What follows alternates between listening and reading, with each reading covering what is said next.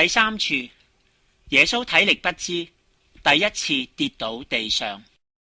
主基督，我們欽崇你，讚美你。你用此聖價救贖普世。當時我們看到他沒有俊美，沒有尊嚴，也沒有什麼儀容可供我們欣賞。他只是一個被人鄙視、被人棄絕的人物，只是一個受苦的人，飽嘗了苦難。人家對他只是掩面不顧，他是被捨棄的人，因而我們也把他視同無物。哪曉得他竟替我們負擔着苦痛，替我們承受着憂愁。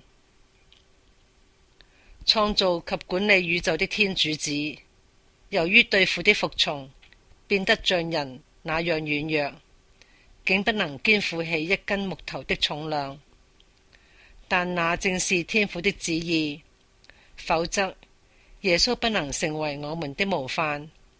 若我們要成為耶穌的朋友，也該無怨無尤地承擔人性的軟弱。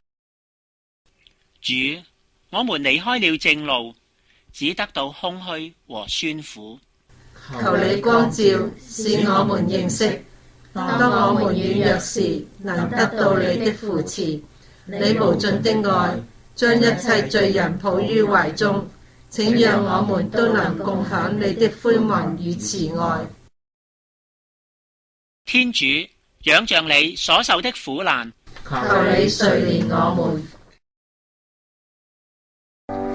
榮光之子與死參賽，